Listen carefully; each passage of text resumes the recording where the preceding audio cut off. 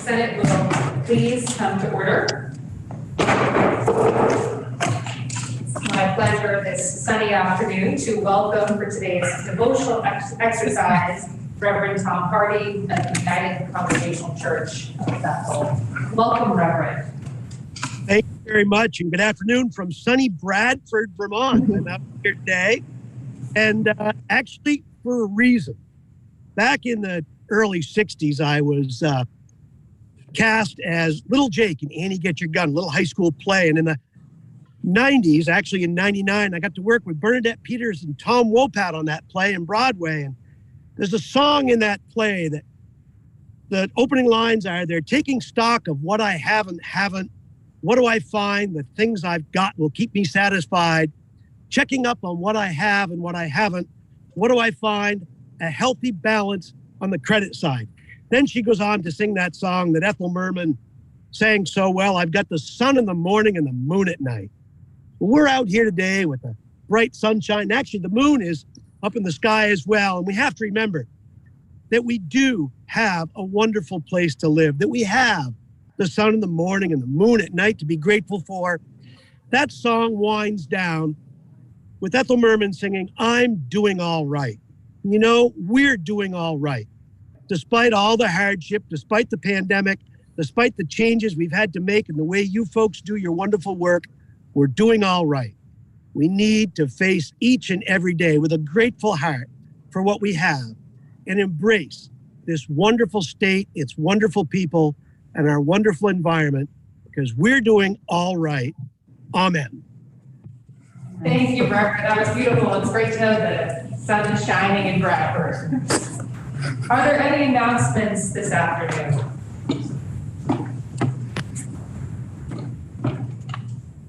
I believe Senator from Bennington had his hand up. Senator from Bennington is recognized. Madam President. Was it Senator Sears? I was just waving to the minister. Oh, no. The senior senator from Bennington. Thank you, Madam President. I apologize for the behavior of the junior senator. Madam President, I'd move that the rules be suspended and that S-166 be brought up for immediate consideration, which has to do with the utility poles and consumer protection from contamination, be brought up for immediate consideration and be referred to the Committee on Finance with a report of the Committee on Judiciary intact. Thank you, Senator. The senator from Bennington has moved the rules be suspended and pending entry of the calendar for notice S-166, an act related to utility construction work sites and consumer protection, be referred to the Committee on Finance with a report of the Committee on Judiciary intact. Are you ready for the question? Kindly unmute. All those in favor, please say aye. Aye. Aye. Those opposed, nay. The ayes have it, and you suspended the rules and referred S-166 to the Committee on Finance with a report of the Committee on Judiciary intact. This brings us to the orders of the day. We have on the calendar for third reading S-280. Third reading was ordered on February 1st. Are there any amendments for third reading? Seeing none, hearing none, please listen to the third reading of S-280. S-280, an act relating to miscellaneous changes to laws related to vehicles. The question is, shall the bill pass? Are you ready for the question? The senator from Chittenden is recognized. Thank you, Madam President. Senators will recall that I had asked the presenter a few questions about the total abstinence program. And subsequent to those questions, the committee had quite a discussion about whether or not we wanted to treat folks who were enrolled in the medical cannabis program similarly to the way we would somebody who had a prescribed prescription. And I just wanted to express my gratitude to the Senate Transportation Committee for thoughtfully considering that, taking the time to understand the issue better and helping me understand it better.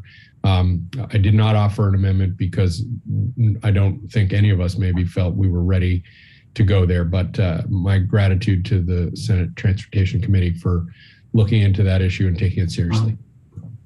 Are you ready for the question? And the question is, shall the bill pass? Kindly unmute. All those in favor, please say aye. Aye. Those opposed, nay. The ayes have it, and you've passed S 280. We have a calendar for action, S 210, an act relating to rental, housing, health, and safety and affordable housing, introduced on January 7th. It was referred to the Committee of Economic Development, Housing, and General Affairs, which reports it has considered the bill and recommends the bill be amended as appears on pages 427 to 429 of today's calendar. And so amended, the bill ought to pass. The bill was then referred to the Committee on Finance, which reports the bill should be amended and recommended by the Committee on Economic Development, Housing, and General Affairs, and that once so amended, the bill ought to pass. And finally, the bill was referred to the Committee on Appropriations, which reports the recommendation of amendment of the Committee on Economic Development, Housing, and General Affairs be amended as set forth on pages 429 to 431 of today's calendar, and that when so amended, the bill ought to pass. I will refer to or call on each committee in order: Economic Development, Finance, and Appropriations. But before doing so, please listen to the second reading of S 210. S 210, an act relating to rental, housing, health, and safety, and affordable housing. You've heard the second reading of the bill. I'm now pleased to recognize the Senator from Windsor, Senator Clarkson, for the report of the Committee on Economic Development, Housing, and General Affairs. Thank you. Thank you, Madam President. May I just ask if everybody could mute, because we were hearing numbers of papers and things going. So that would be great if that was possible, if we could all be muted, except of course me. May I speak to the amendment as well as the underlying bill? Thank you very much. Good afternoon. S 210 is a consumer protection bill and a housing bill. It's designed to protect Vermont renters and landlords by ensuring they have healthy and safe housing, and by rehabilitating vacant and blighted rental units and transforming them into healthy, safe, and affordable rental homes. As you'll recall, the House and Senate passed these measures in S 79 last year, only to have that bill vetoed by the governor. This fall, we worked hard to address the governor's concerns. We felt we've done that with this bill, and these compromises are incorporated into the bill before you, S 210. This bill is simpler. It clarifies and underscores that this will be a complaint-driven system of professional inspections. It adds several new exemptions from registration and fees. It exempts owner-occupied properties with 2 additional units, seasonal non-winterized camps, and units rented for less than 90 days a year. And it appropriates a significant amount of money to a very popular Vermont rental housing incentive program, commonly known as VHIP. S 210 does 6 things. First, it creates a statewide rental registry at the Department of Housing and Community Development of most long and short-term housing, rental housing units, with a fee to support housing, health, and safety. It moves the responsibility for health and safety inspections from the outdated system of volunteer municipal town health officers to the professional division of fire safety. 3, it creates the staff to develop and manage the registry and the inspector positions in fire and safety. It codifies VHIP to provide resources to property owners to bring non-compliant, vacant, and blighted housing units online quickly. And 5, it establishes the Vermont Home Ownership Revolving Loan Fund to provide no interest loans to first-time home buyers. Lastly, it reunites the codifying language with the money to support these programs. When S79 was vetoed, the language and statutory creation of the Vermont Rental Housing Incentive Program and the Vermont Housing Revolving Loan Fund were divorced from the money for these programs, which was passed in the FY22 budget. To their credit, the Department of Housing and Community Development ran VHIP, this incredibly popular program, using the language we had agreed to, but which wasn't law. So why do we need this bill?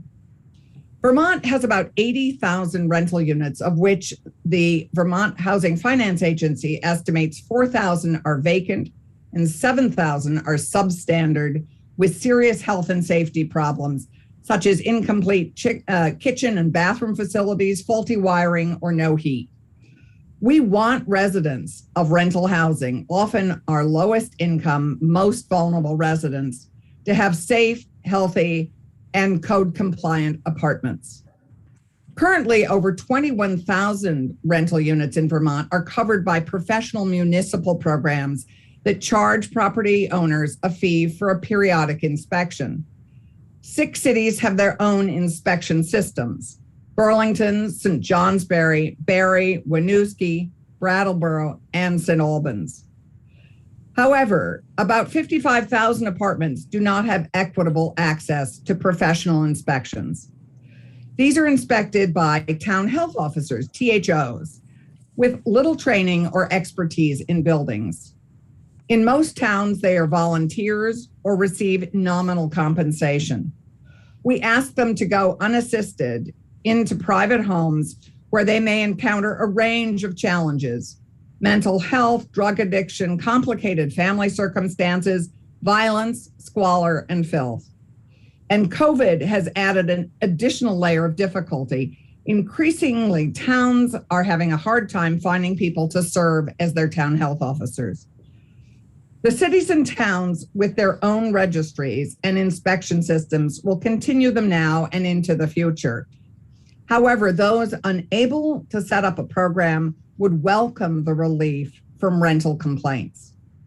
THOs would remain in place to support the Division of Fire Safety, and carry out the other duties not related to the inspection of rental housing, like dog and pet complaints, rabies testing, and surfacing septic.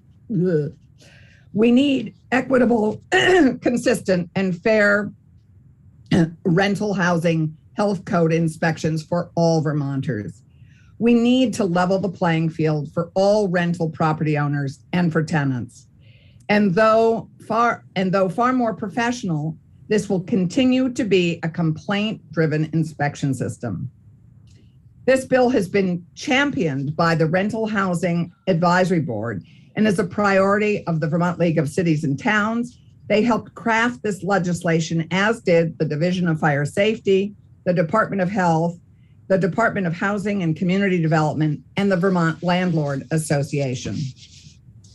Sections 1 through 7 creates the rental registry, authorizes the positions needed to realize this work, and moves the responsibility of rental housing inspections from the town health officers and the Department of Health into the Division of Fire Safety.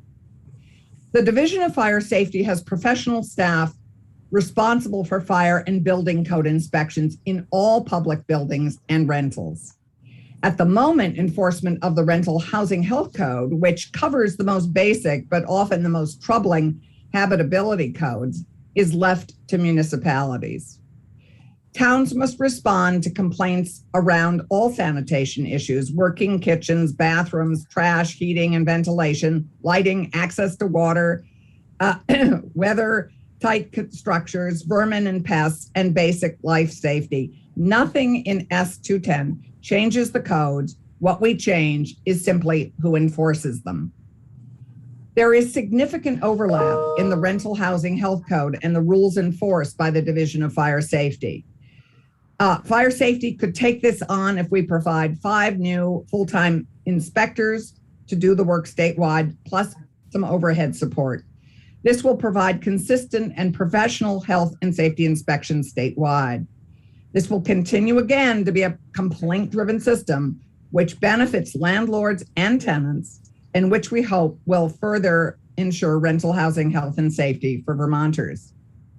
And why do we need the registry? We need it to communicate better with landlords, to plan better, and to save Vermont money. Currently, most of this information is available in 4 places publicly: in each town's grand list, E911, and the Department of Health's lead paint maintenance registry, and at the tax department's landlord certificate program. What doesn't exist is a single coordinated place with all the state's rental units and landlords, which means there is no efficient way to communicate with these business people around the state. Nor is there an easy way to use the data for the benefit of landlords, Vermont communities, planners, or the state. The goal is to consolidate the information we have into one database of residential rental units and the property owners from information that is already available in these public forums. Having all the landlords listed in one place would enable much better communication. It would have been so much easier in this COVID pandemic to let the landlords know about the emergency rules put in place early in the pandemic, the travel restrictions for the short-term rental owners, and the generous rental assistance programs the feds were offering. As a result of not having an effective way to communicate, many landlords and renters have yet to receive the assistance available to them. We will be able to let landlords know about new opportunities available to them, grants, resources, and weatherization and other state and federal programs, changes in the law like hardwiring of carbon monoxide detectors, and to communicate the state's needs, like emergency housing needed during Tropical Storm Irene. The registry will save the state money. Currently, a feasibility study is required to receive public funding. Since 2016, we've had to pay for 26 feasibility studies for 26 affordable housing projects, just in order to be eligible to receive the CDBG funds. Tens of thousands of dollars are spent each year to collect aggregated market information that we could provide for free with data from the rental registry. Instead, that money could be spent on more affordable housing. To plan for future housing, we need to know where current housing is located. A registry at DHCD would allow for better information about where best to spend public dollars to address our housing needs. We also need to find out about the 6,000 to 8,000 short-term rental businesses in the state. Where are they? VHFA estimates that about 25% of long and short-term rentals overlap. There are no other short-term rental rules proposed in this bill. The Vermont Chamber and ACCD are very interested in better understanding some of this data. The registry will not be public. The registry will be housed in DHCD, which will not release information except for what DHCD needs to carry out its functions. S210 appropriates $400,000 in one-time investment to design and build the rental registry and to set up the program in fire safety. To pay for the needed code inspections, we established a rental registry fee of $35. These fees would be collected from property owners not exempted or not already participating in a municipal registry, where the fees range from $35 to $110 per unit. This yearly charge per unit will support the personnel to run the program, 5 inspectors at fire safety, and 1.5 full-time people at DHCD. The fees from the registry support the operation starting January 1st, 2023, and will continue to support both the registry and the rental housing health and safety inspection program. Conservative projections have been made for the launch of this program, and with outreach, we expect participation to grow over the years. In the first year, the revenue is expected to be about $840,000 and would grow in 5 years to about $1.7 million. covering the entire cost of running the program. In our effort to respond to the governor's concerns, you will see in subsection 2678 the new exemptions from registration and fee. Properties with up to 3 units, one of which is owner occupied and the owner's primary residence, non-winterized seasonal units like camps, and units rented for less than 90 days a year. In addition, we've clarified the governor's request that penalties be limited and related to the severity of the violation, not to exceed $1,000.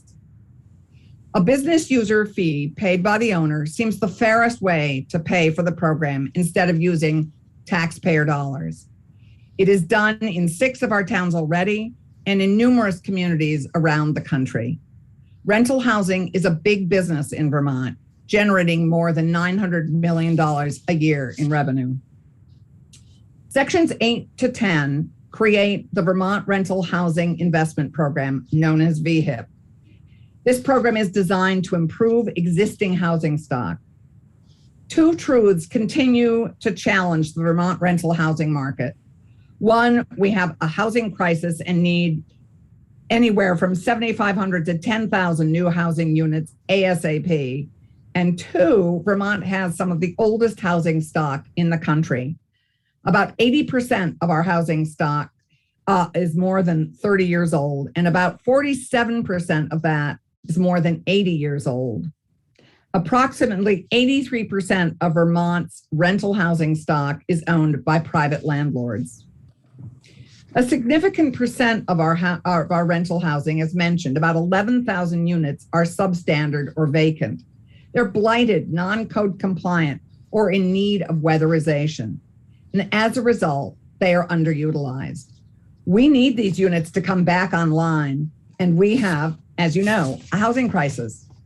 VHIP's goal is to bring these unused properties back into productive use by providing grants of up to $30,000 to incent private landlords to invest a 20% match to renew these housing units. VHIP can be used to create an ADU, an accessory dwelling unit. And in Senate Economic Development, we've experienced that often very small incentives are catalysts for change and do mobilize action. VHIP is a very cost-effective way to get more housing online and to encourage property owners to do repairs. And we now have the 2020 pilot enabled by the $7.6 million of coronavirus relief funds to provide a model. DHCD, in partnership with Vermont's 5 nonprofit home ownership centers, implemented a very successful rental rehab program, something housing advocates have been asking for years. We heard from DHCD and the 5 major housing partners about their experience with the initial CRF money, that they worked with 93 landlords to fix up 251 units with an average grant of about $24,000 a unit. The landlords had a 10% match in that pilot, but many matched the funds by 20% or more. In contrast, the cost of a new perpetually affordable rental unit is approximately $300,000. So we're getting a huge bang for our buck with the VHIP program. This has allowed DHCD to learn, and they have included these components in this new bill, 210. VHIP will provide grants or forgivable loans up to $30,000 for rental rehabilitation, and the requirements are this: vacant and blighted units, new ADU, accessory unit creation, units that are at risk of being lost for structural or non-code compliant issues, or in need of weatherization. It requires a 20% landlord match and has affordability requirements, which is to rent at or below the area's fair market rent rate calculated annually by the Department of Housing and Urban Development. The landlord can choose to rent either for 5 years at affordable rates and give priority to Vermonters exiting homelessness, or they can rent for 10 years at affordable rates. Sections 11 to 14 create the Vermont Home Ownership Revolving Loan Fund. This is the first time home buyer assistance program designed to assist lower income families who otherwise might be unable to purchase a home or who may be unable to afford the costs to rehabilitate, weatherize, or otherwise make necessary improvements to a home they purchase. DHCD will design and implement this program, which provides 0% interest loans of up to $50,000. These loans are not paid back until the home is sold. At that point, the loan is returned to the revolving loan fund for another family in need. Eligible housing units can be existing structures or accessory dwelling units. This program is also intended to focus on increasing homeownership rates of households identifying as Black, Indigenous, or people of color who have been systemically disenfranchised from financing real estate through traditional banking and have therefore been generationally dispossessed of the ability to develop lasting wealth. The $1 million to launch this program was appropriated in last year's budget and awaits this codification to get started. A report back on the loan fund is due in February of next year. In our amendment, Senate Economic Development is asking to add $2 million of ARPA money to VHIP's FY22 budget and to fund it with an additional $10 million of ARPA money in the FY23 budget to continue this much needed work.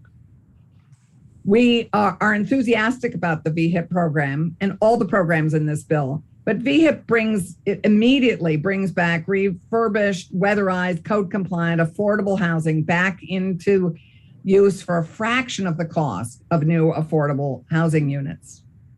We heard from 7 witnesses and our committee vote was 4-1. S210 creates equity and adds professionalism to inspections and code enforcement for our rental housing statewide.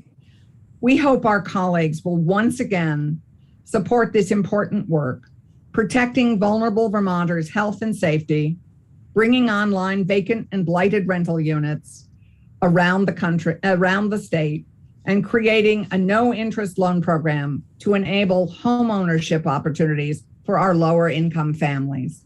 Thank you. Thank you. Before I recognize the chair of the Committee on Finance, excuse me, I just wanted to recognize that there is a lot of feedback today, and I don't know whether that's happening through the VPR feed or just through Zoom. But if senators if you have any tabs open with email or calendar, just close them so we don't have any pings or dings as we move forward. Okay, I will now recognize the senator from Chittenden, who's the chair of the Committee on, excuse me.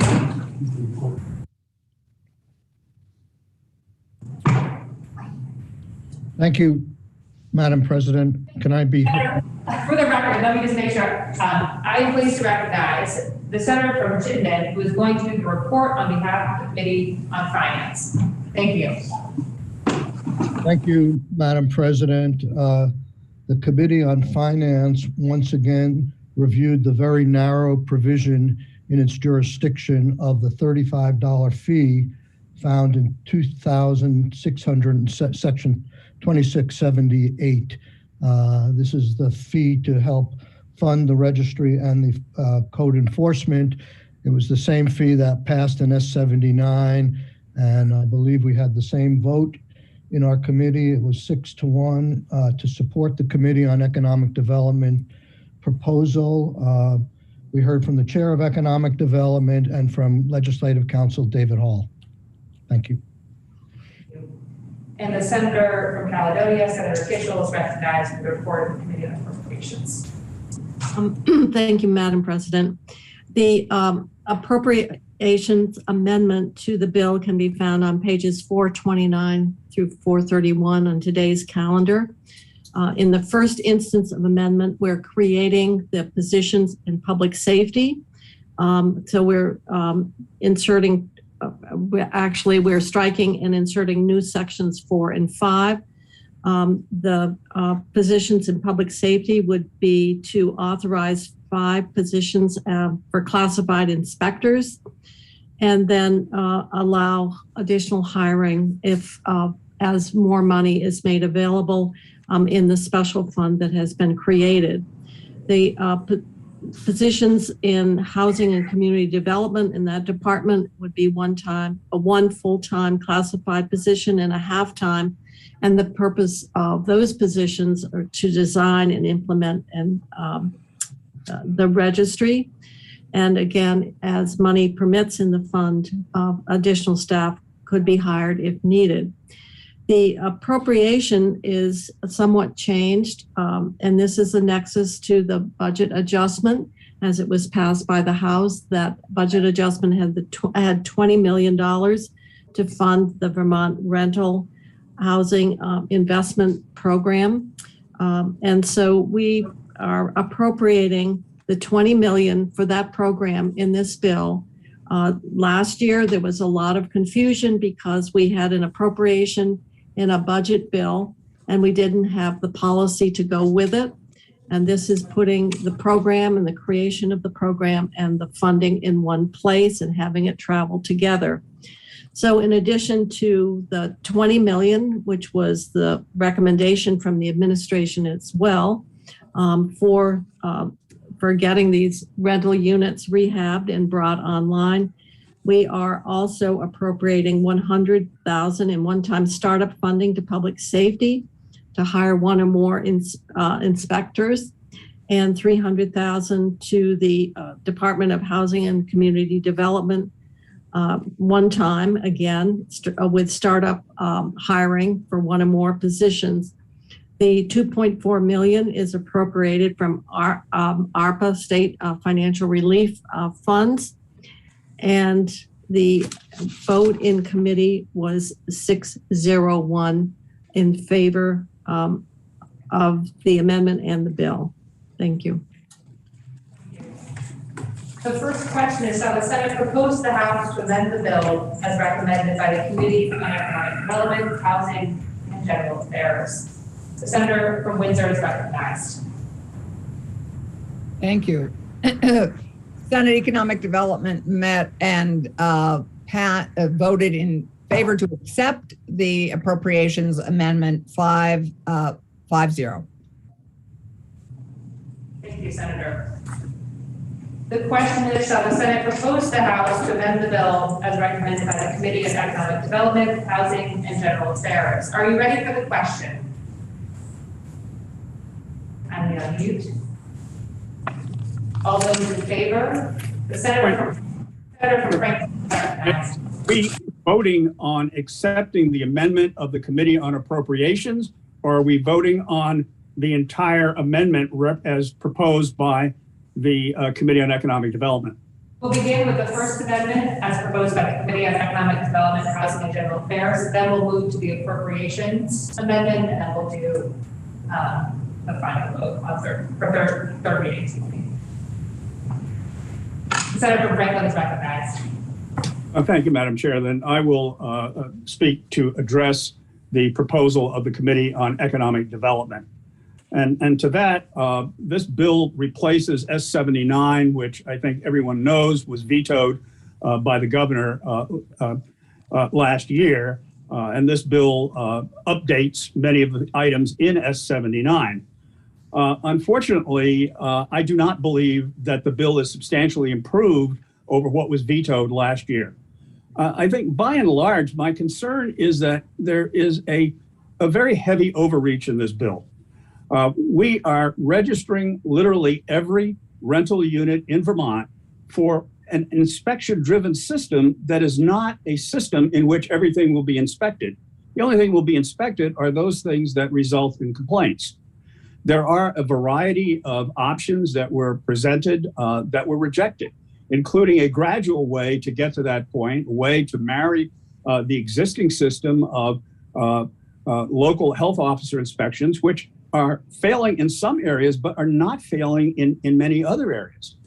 We rejected the notion of a two-tiered system, and we moved to a system that will register essentially 80,000 units of housing in Vermont, less those units, and I don't know the exact number of those. I've got varying numbers that are already covered through the larger cities in Vermont that have these methods. Essentially, what we're doing is we're saying, look, the government is going to come along and help you. And to help you, they've got to add 5 new people in inspection. They've got to find 1.5 people to be added to administer the program. And then we're going to have 80,000 landlords provide a variety of data and paperwork and in order to have their units registered. It reminds me in some ways of telling Vermonters that, look, we're going to provide you protection from having your home burglarized. But in order to do so, we need to have a complete list of each and everything that you have as a valuable in each and every one of your homes. This is a system that will never end. It is intrusive. And it's clear to me that part of the intent of some of the folks who testified in favor of this is actually to extend the reach of control and management and oversight of rental property for ends other than this particular safety issue. Over and over again, we've heard things like, we need to manage our rental property better so that we know who's in them and how they're being used. And essentially, this is a move to control the property of landlords, to propose to deal with property ownership in a way that is somewhat different than what we've done historically. And this is the first step, I believe, along those lines. And we heard some of that today. Notwithstanding that, it is an overreach in terms of the amount of labor, the amount of cost, the amount of effort, and the amount of intrusiveness that is being added by this particular provision. And I don't think that it is warranted, and I don't think that it is needed. And to that end, I intend to vote against this bill. I am concerned that there are provisions here, particularly regarding funding for VHIP and the like, which I do believe is warranted and I believe would be very, very helpful. But the rental registry becomes a poison pill, as far as I'm concerned, relative to these other provisions, which are valuable and that I hope we can add in other legislation later in this session. Thank you, Madam President.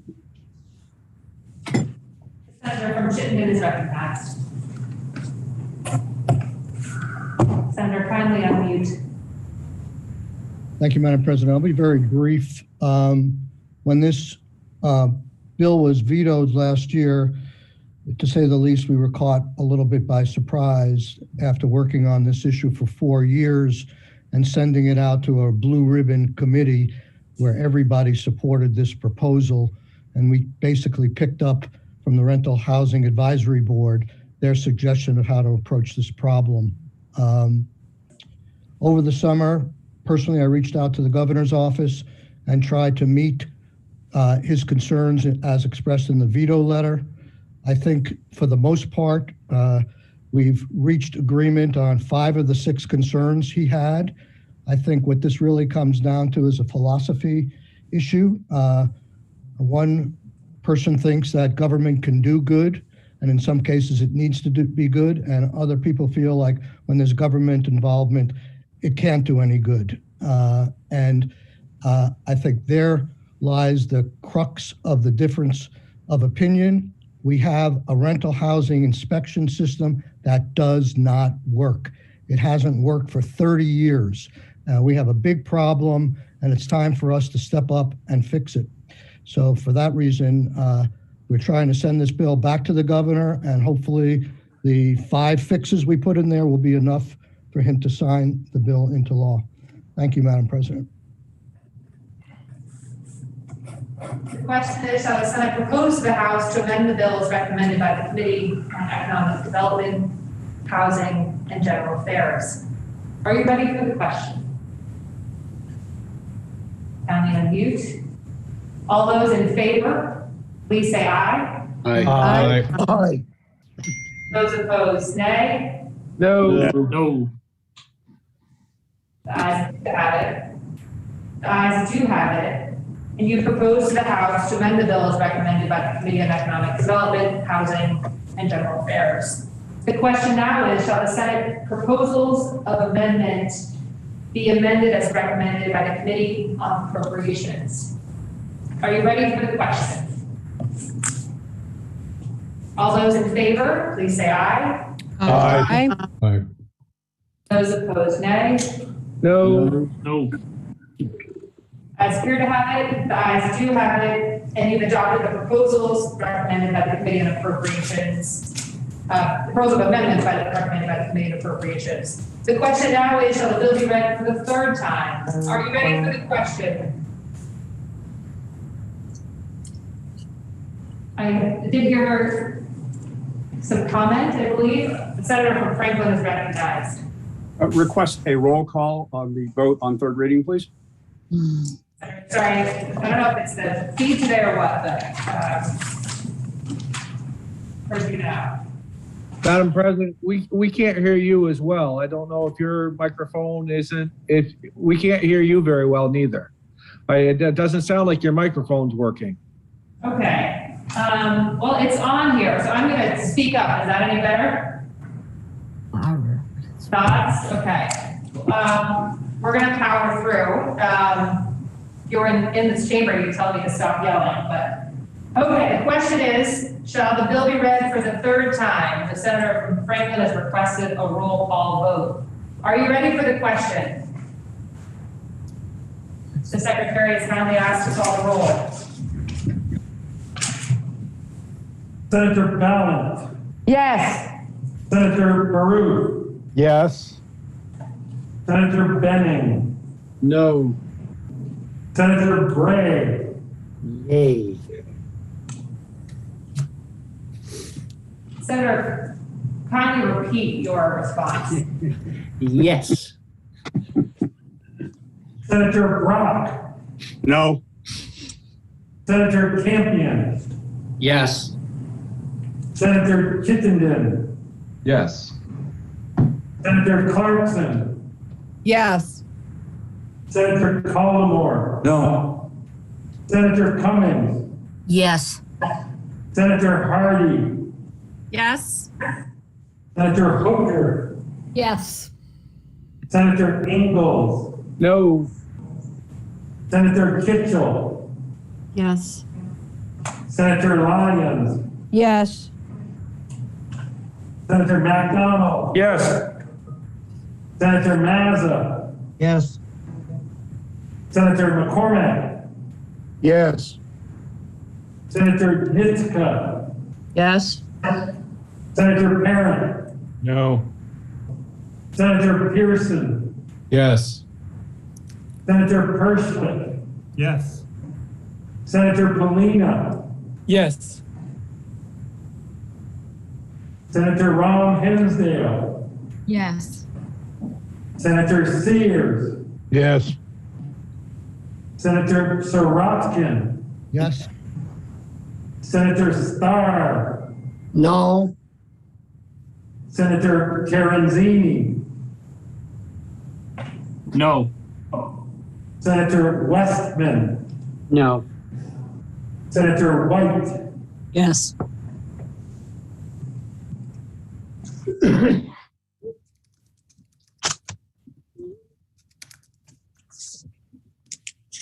Please listen to the results of your vote. The yeas 22, the nays 8, and you ordered third reading of S 210. We have on the calendar today JRH 14, a joint resolution authorizing the 2022 Green Mountain Girls State Educational Program to use the State House. Third reading was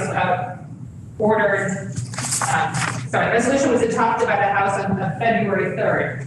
Please listen to the reading of the resolution by title only.